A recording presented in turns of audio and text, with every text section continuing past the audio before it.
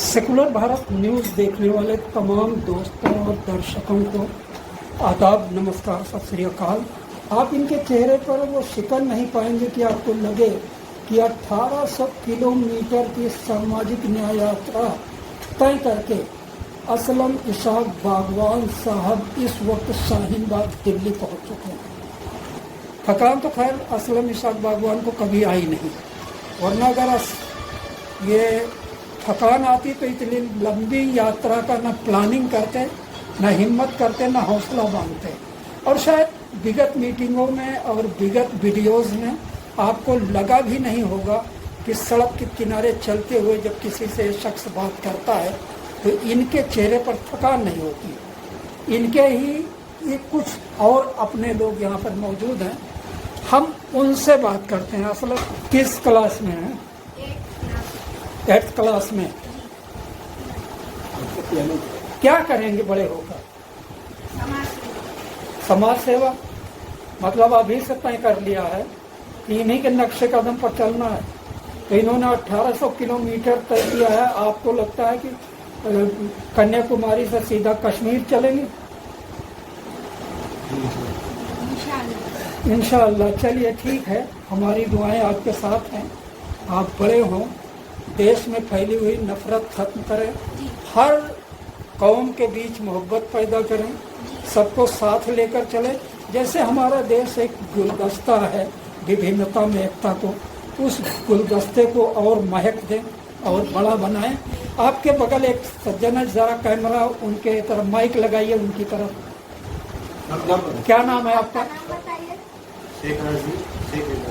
Sheikh ager, Shaheen Bagh में। दिल्ली कैसी लगी आपको? बहुत अच्छी, बहुत अच्छी। सोच कर तो चले ही ना होंगे कि कहीं कम कैमरा मेरे मुंह की तरफ आ जाएगा, लेकिन जब जंतर मंतर पहुंचेंगे ना तो बहुत सारे कैमरे तलाशेंगे आपको। चलिए खैर, यहाँ पर कुछ बेहद संजीदा लोग भी हैं। और मैं आपका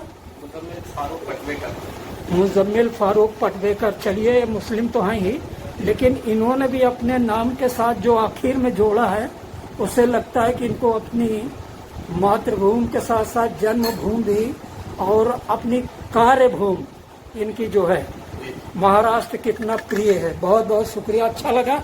चलिए, आखिरी शख्सियत के साथ में हम बात करते हैं। जी, आपका नाम?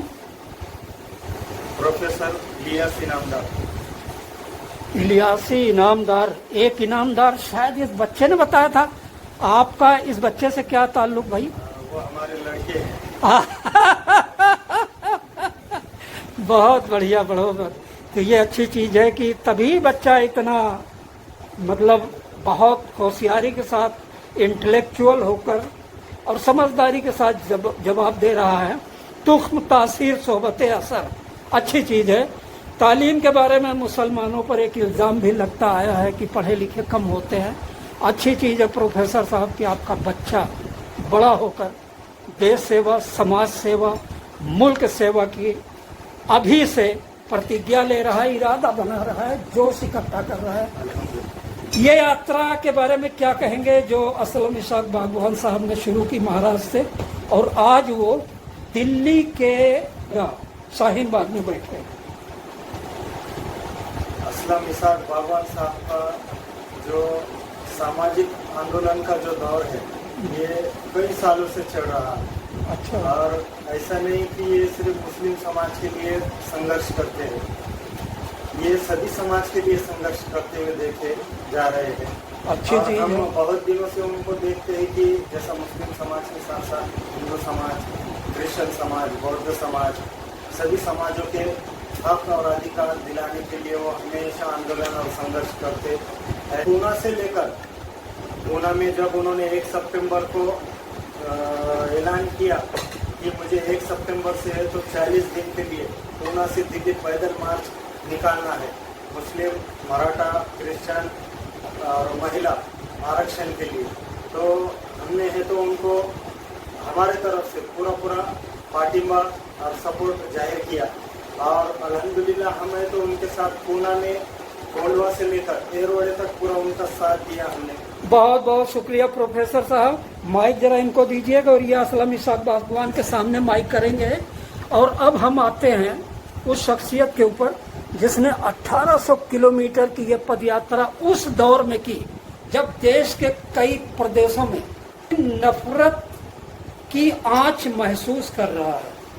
नफरत इस दौर में एक तरफ कोई मोहब्बत की दुकान खोलने की कोशिश करता है, दूसरी तरफ कोई ये है कि नफरत के प्रचार प्रसार में लगता है और किसी एक समुदाय को उसका निशाना बनाने की कोशिश करते हैं।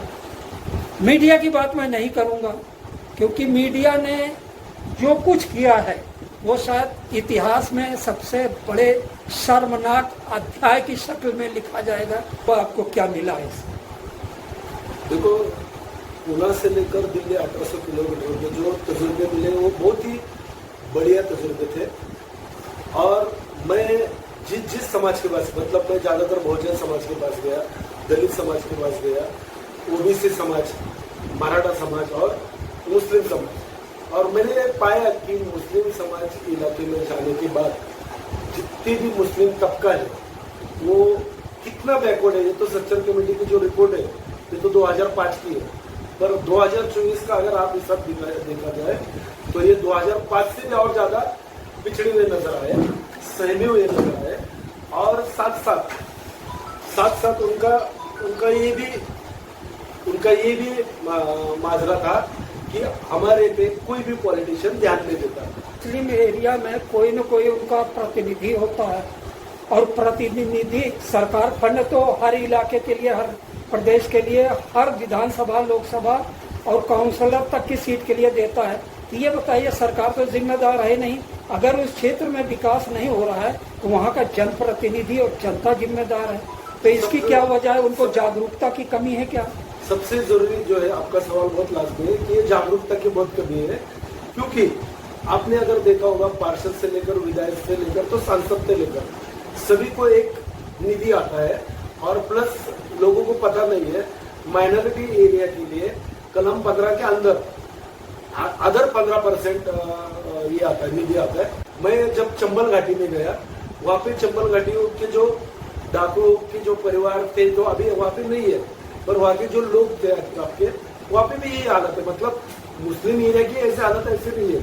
मध्य प्रदेश में और यूपी साइड, हरियाणा साइड और राजस्थान साइड, इसमें भी काफी ज्यादा दिक्कतें हैं।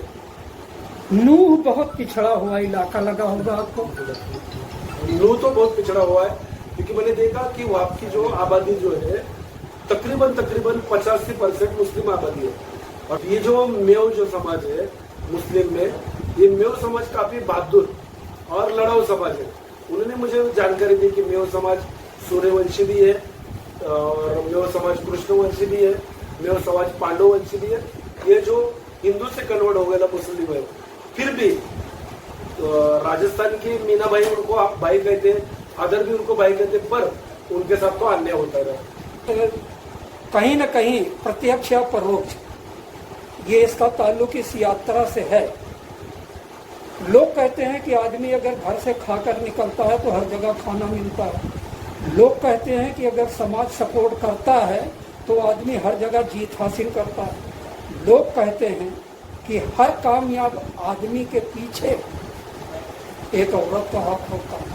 ये तीनों अलग अलग आयाम जरूर हैं, लेकिन सवाल एक ही है कि इतनी बड़ी यात्रा पर निकलने से पहले आपने इसके बारे में अपनी मिसेज से भी डिस्कस किया होगा।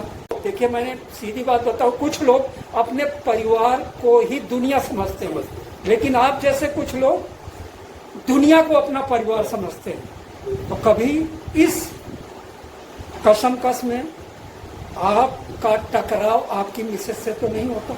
बहुत अच्छा सवाल है, क्योंकि मेरी मिसेज जो है उसकी विचारधारा भी पूर्वगामी है और वो बहुत सुलझी हुई है। क्योंकि शुरू में मेरे साथ बहुत से लेडीज भी थे, तो बहुत से लोगों ने मुझे बताया कि आपके घर पे इसका इफेक्ट भी हो सकता है। तो बोला ऐसे कुछ नहीं, क्योंकि मेरे मिसेज बहुत समझदार है और उसको पता है कि मैं जो दुनिया के लिए जो काम कर रहा हूँ और नेक काम कर रहा हूँ, तो नेक काम में वो हमेशा मुझे प्रोत्साहित भी करती आई है। उसने कभी भी मुझे एक काम, किसी काम के लिए आज तक रोका नहीं। चाहे मैं इससे पहले भी साइकिल यात्रा किया, टू व्हीलर यात्रा किया, पोचमपल्ली में पद यात्रा किया, तो अभी जितने भी मैंने काम किया उस पे उसका हमेशा सपोर्ट मोरल सपोर्ट रहा। Moral बहुत support। बहुत शुक्रिया आपका। इसाक बागवान अपने परिवार को छोड़कर 1 महीने से महाराष्ट्र से दिल्ली चला था और आज पहुंच गया।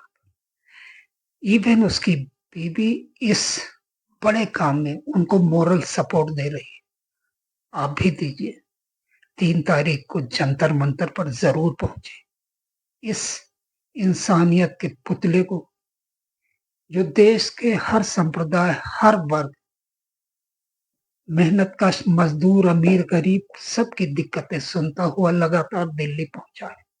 हमारा फर्ज बनता है उसे मोरल सपोर्ट दें, उसकी हिम्मत अफजाई करें, ताकि और असलम बागवान इस देश में पैदा हो सके, जो हिंदू मुस्लिम इत्तिहाद को एक नई बुलंदी दे, जिससे हमारा देश विश्व गुरु बन सके।